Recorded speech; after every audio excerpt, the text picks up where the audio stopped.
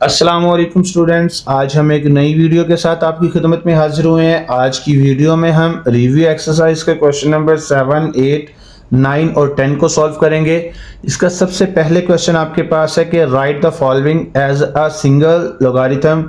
ये कह रहा है कि आपने क्या करना है, नीचे दिए गए नंबर्स को क्या करना है, सिंगल लोगारिथम में लिखना है। अभी आपके पास है 7 log x minus 3 log y की पावर 2। अब यहाँ पे आपके पास जो ये log से पहले 7 लिखो, ये पावर में चेंज हो जाएगा, तो ये क्या बन जाएगा, पावर बन जाएगी x की पावर 7 आ जाएगी, यानी कि ये पावर में आ जाएगा। ठीक है, माइनस ये 3 log जो लिखा हुआ है 3, ये भी पावर बन जाएगा। ये क्या हो जाएगा, आपके पास 3 जो है वो 2 की पावर बन जाएगी। ठीक है, अब यहाँ पे 2 की पावर 3 है। अब ये 2 की पावर 3 8 के इक्वल होता है। ठीक है, 2 की पावर 3 का मतलब होता है आपके पास यहाँ पे 2 मल्टीप्लाई 2 मल्टीप्लाई 2, 2 2 जार 4, 4 2 जार क्या होता है 8। ठीक है, अब यहाँ आपके पास 2 की पावर 3 है, तो ये आ जाएगा आपके पास 8। अब ये 8 जो है, अब देखो ना, यहाँ पे आपके पास आ गया log x की पावर 7 माइनस log y की पावर 8। अब देखिए इन दोनों से log आपने कॉमन ले लेना है, तो आपके पास क्या रह गया है, x की पावर 7 माइनस y की पावर 8। तो पहले आप क्या लिखोगे, x की पावर 7, ये माइनस जो है किस में चेंज हो जाएगा, डिवाइड में, और log आपके पास जो y की पावर 8 है, log तो आप कॉमन ले चुके हो ना, तो ये y की पावर 8 डिवाइड के नीचे आ जाएगा। तो यही इसका आंसर है। ठीक हो गया। अच्छा, अब आपके पास इसका सेकंड वाला पार्ट है। ये कह रहा है कि 3 log 4 माइनस log 32। अब देखो आपके पास जो है ये 3 log लिखा हो, 3 जो है log से पहले है तो ये पावर में चेंज हो जाएगा, ये हो जाएगी 4 की पावर 3 माइनस log 32। अब इसके बाद 4 की पावर 3 है, वो 64 के इक्वल होता है। अब यहाँ पे आपके पास क्या है, इन दोनों में log कॉमन आ जाएगा, पीछे आपके पास क्या रह गया 64 माइनस और 32, तो 64 पहले लिखा जाएगा, ये माइनस जो है डिवाइड में चेंज हो जाएगा, और ये 32 नीचे आ जाएगा। ठीक है, अब 64 और 32 की जब हम कटिंग करेंगे तो हमारे पास आंसर क्या आ जाएगा 2। तो यही आपका आंसर है। अच्छा, अब आपके पास इसका थर्ड वाला पार्ट है। थर्ड वाले पार्ट में कह रहा है कि 1/3 आगे ब्रैकेट में log 5 की पावर 8 प्लस log 5 की पावर 27 माइनस log 5 की पावर 3। अब देखो आपके पास सबसे पहले तो जो ब्रैकेट है, ब्रैकेट को सॉल्व करेंगे।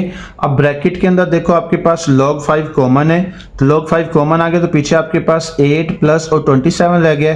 तो आप क्या लिखोगे, पहले 8 प्लस जो है वो किस में चेंज हो जाएगा, मल्टीप्लाई में, आगे क्या है 27 लिखा जाएगा। ठीक है, प्लस मल्टीप्लाई में चेंज होता है। अब इन दोनों को जब हम मल्टीप्लाई करेंगे तो आंसर क्या आ जाएगा 216। ठीक है, अब ये log से पहले जो वैल्यू लिखी है 1/3, तो ये 216 की क्या बन जाएगा, पावर बन जाएगा। अब यहाँ पे आपके पास जो है ये रह जाएगा log 5 216 की पावर 1/3 माइनस log 5 की पावर 3। अब ये 216 का जब हम फैक्टर बनाएंगे, यहाँ पे 216 का फैक्टर बना लेते हैं। 6 पे होगा तो 6 36 जार होगा, फिर 6 पे करेंगे तो 6 आएगा, फिर 6 पे करेंगे तो 6 1 जार आएगा, तो 6 की पावर क्या आएगा यहाँ पे 3। अब ये 3 से क्या हो जाएगा, कट हो जाएगा, तो पीछे क्या रह गया 6, log 5 की पावर 6, और दूसरा क्या रह गया आपके पास log 5 की पावर 3। अब इन दोनों में log 5 कॉमन आ गया, तो पीछे क्या रह गया आपके पास 6 माइनस और 3।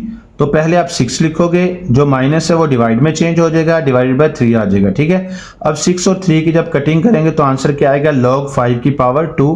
तो यही आपका आंसर है। ठीक हो गया। अच्छा, अब आपके पास क्वेश्चन नंबर 8 है। क्वेश्चन नंबर 8 में कह रहा है कि expand the following using laws of logarithms. अब ये कह रहा है कि आपने क्या करना है, लोगारिथम लॉग के जो है ना लॉज को इस्तेमाल करते हुए इसको एक्सपेंड यानी कि खोलना है। तो अब सबसे पहले आप देखो कि यहाँ पे आपके पास क्या है कि x y z की पावर 6 है, 7 log दिया हुआ है। अब देखो यहाँ पे x y z तीनों एक दूसरे से क्या हो रहे हैं, मल्टीप्लाई हो रहे हैं। तो अब जब आप इसे ओपन करके यानी कि एक्सपेंड करके लिखोगे तो क्या होगा, यहाँ पे log x, अब x और y के सेंटर में मल्टीप्लाई का साइन है तो किस में चेंज हो जाएगा, प्लस में। फिर log क्या आ जाएगा y और z के सेंटर में कौन सा साइन है, मल्टीप्लाई का, तो किस में चेंज हो जाएगा, प्लस में।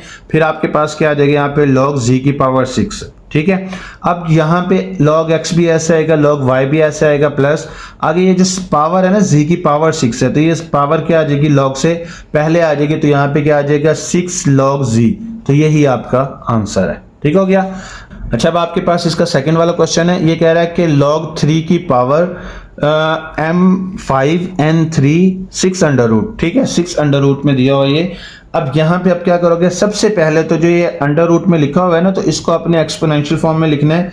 तो क्या है कि यहाँ पे ये जो 6 अंडर रूट के बाहर लिखा हुआ है तो ये बन जाएगा 1/6, क्योंकि अंडर रूट की वैल्यू जो है वो 1 के नीचे लिखी जाती है। अगर यहाँ पे 6 अंडर रूट है तो 1/6 आएगा, अगर कोई और अंडर रूट होता तो वो 1 के नीचे लिखा जाता है। तो यहाँ पे ये अंडर रूट की वैल्यू 1/6 आ जाएगी। अब ये पावर है तो ये लॉग से पहले आ जाएगी, तो ये आएगा 1/6 log 3 m की पावर 5 n की पावर 3।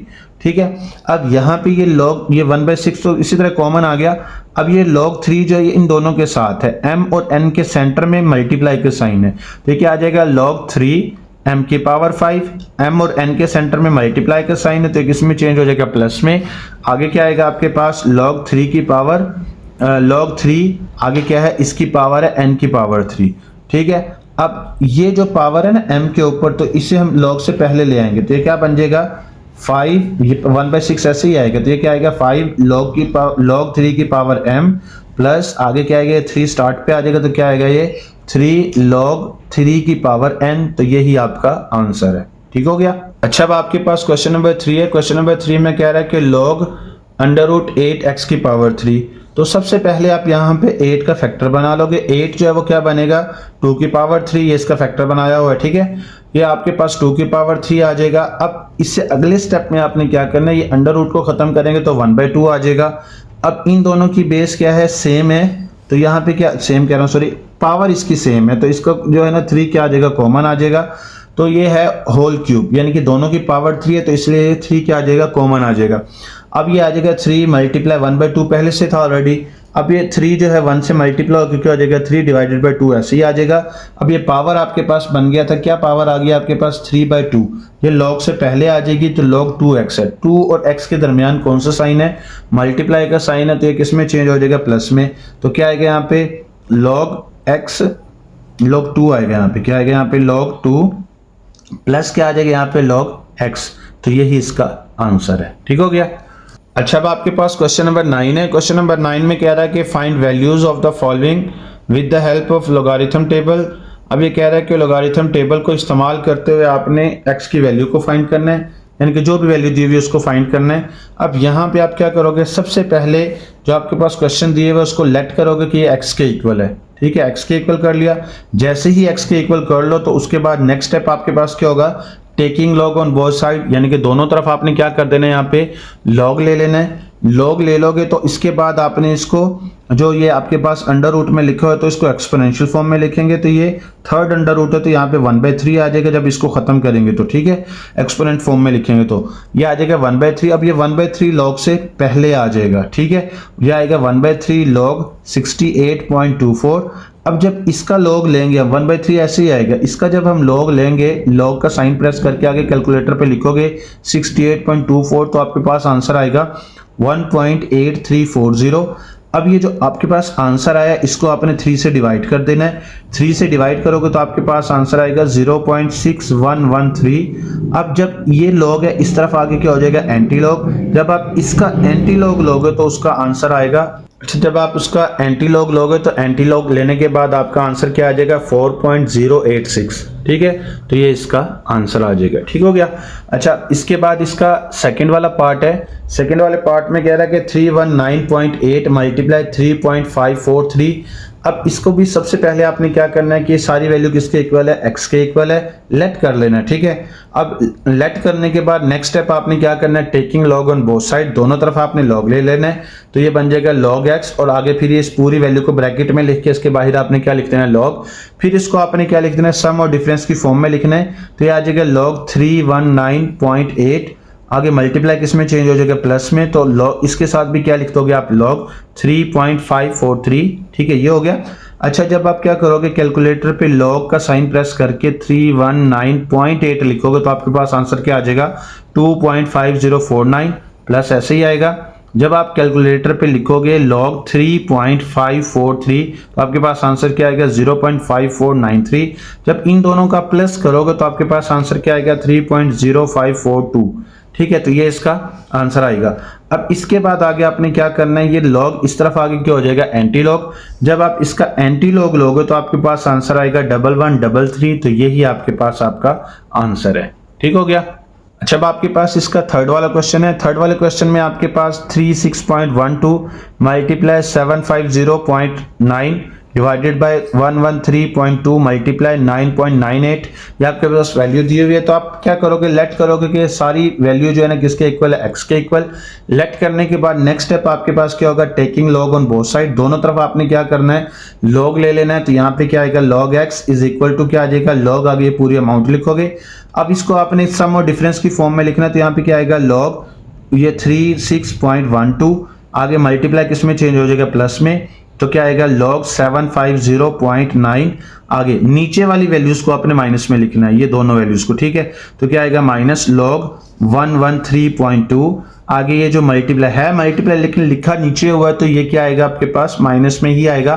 तो क्या बन जाएगा यहाँ पे log माइनस log 9.98।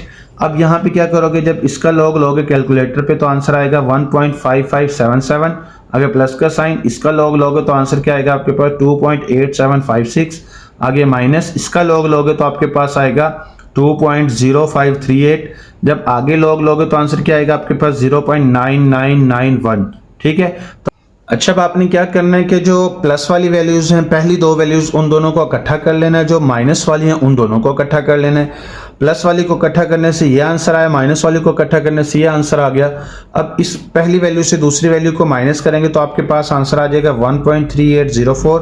अब लॉग इस तरफ ले आएंगे तो ये क्या बन जाएगा, एंटी लॉग 1 पॉइंट आगे जो है 3804।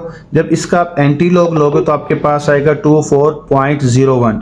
एंटी लॉग आपके पास लेने का तरीका है जो है ना शिफ्ट लॉग, यानी कि लेफ्ट टॉप कॉर्नर पे। तो आपके पास शिफ्ट का साइन दिया होता है, शिफ्ट को प्रेस करना है, फिर लॉग को प्रेस करना है, फिर आगे ये वैल्यू लिख दो तो आपके पास आपका आंसर आ जाएगा। ठीक हो गया। अच्छा, अब आपके पास क्वेश्चन नंबर 10 है। क्वेश्चन नंबर 10 में कह रहा है कि in the year 2016 the population of a city was 22 millions and was growing at a rate of 2.5% per year। अब ये कह रहा है कि द फंक्शन, आगे फंक्शन दिया हुआ आपके पास, gives the population in millions t years after 2016, use the model to determine in which years the population will reach 35 millions round to the nearest year। अब ये कह रहा है कि आपके पास क्या है कि एक जो है शहर की जो आबादी है 2016 में 22 मिलियन थी और उसकी जो है ना बढ़ने की शरह जो है वो 2.5 पर ईयर, यानी कि हर साल 2.5 ईयर इसकी आबादी जो है वो मुसलसल बढ़ रही है। अब आबादी बढ़ने का फॉर्मूला जो है वो ये दिया हुआ उन्होंने। अब वो कह रहा है कि अब आपके पास जो है जो टी ईयर्स, यानी कि कुछ साल गुजरने के बाद, यानी कि 2016 से कुछ साल गुजरने के बाद आपने क्या करना है कि इस मॉडल को यूज़ करते हुए बताना है कि जो है आबादी 35 मिलियन जो है वो कब होगी, कितने साल के बाद होगी। आपने क्या करना है, राउंड ऑफ करके आपने बताना है कि नियरेस्ट ईयर कौन सा होगा इसका। ठीक है, तो अब यहाँ पे जो गिवन डाटा आपके पास दिया गया है, गिवन डाटा में आपके पास क्या है कि यहाँ पे एक तो फॉर्मूला दिया हुआ है पीटी, यानी कि जो आपके पास ये जो है फंक्शन दिया हुआ था पीटी इज इक्वल टू 22 आगे ब्रैकेट में 1.025 की पावर टी है। अब यहाँ पे क्या कह रहा है कि population for which time T is required 35 millions.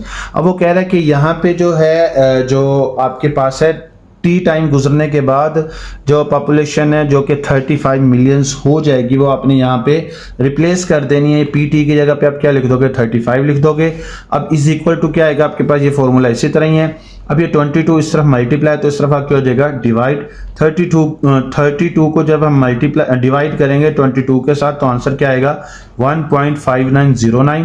अब जैसे ही आपके पास है, मजीद आप इसे सॉल्व नहीं कर सकते तो आप क्या करोगे, taking log on both side, दोनों तरफ आपने क्या कर देना है, लॉग ले लेना है। तो यहाँ पे क्या आएगा, लॉग आगे अमाउंट लिखिए फिर लॉग ये आ जाएगा।